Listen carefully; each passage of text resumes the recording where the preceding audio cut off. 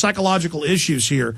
And the neocons everywhere defending this today, and still lying and saying the troops aren't killing puppies and things, even when that's admitted. But it's also the psychological abuse of the troops, putting them in this type of culture, promoting this type of culture, Mike. And now the majority of new police recruits, as you know, in the last decade are being recruited out of the military. So these guys are going to be on our streets and are on our streets. Yeah, that's a very terrifying situation here. I mean, we've seen video of American soldiers throwing live grenades into flocks of sheep just to see what's going to happen. And this kind of incredible callous disregard is something that obviously is being indoctrinated into these kids when they get over there.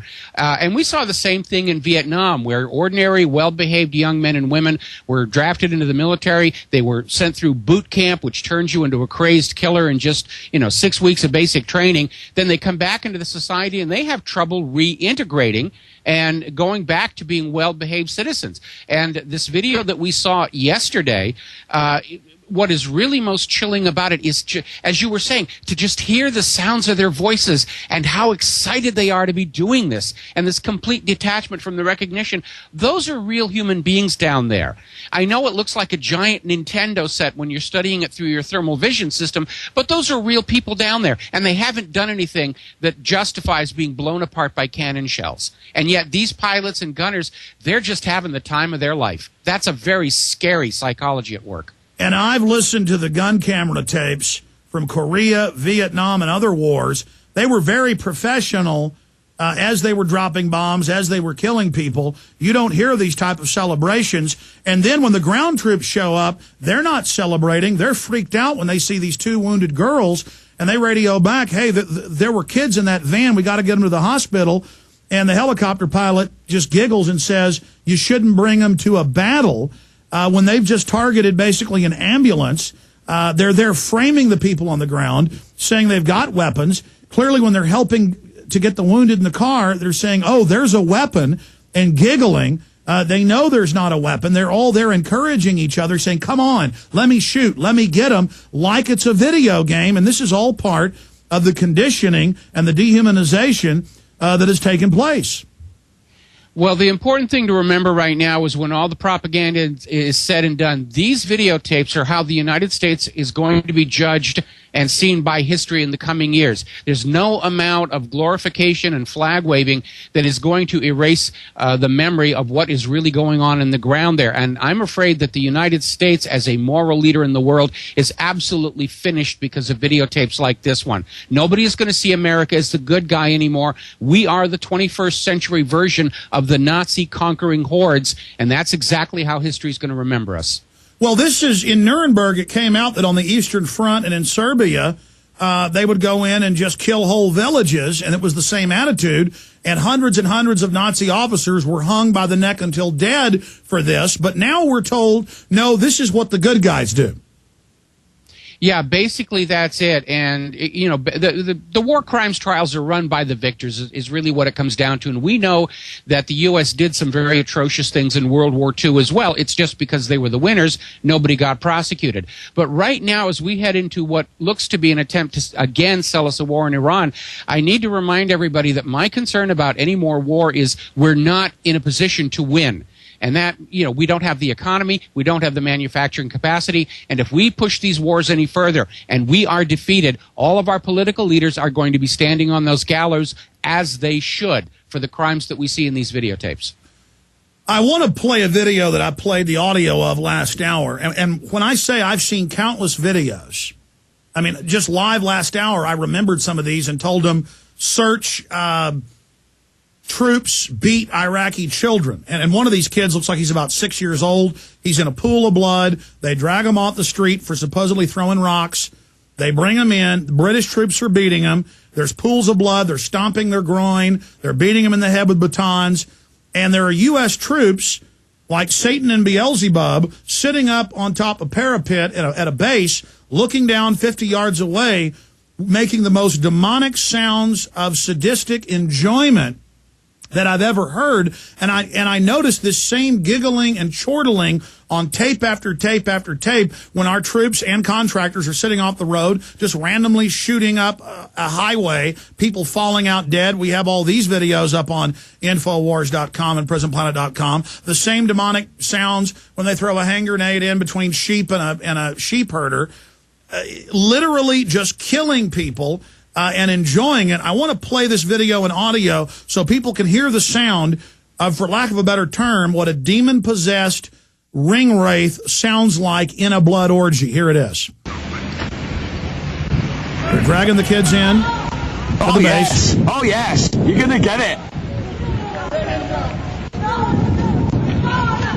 Yes. Naughty little boys.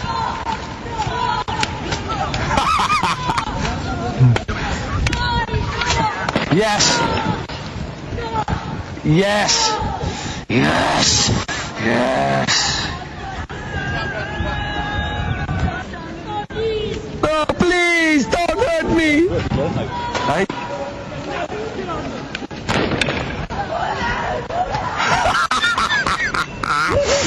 You little shoot it us. You little die.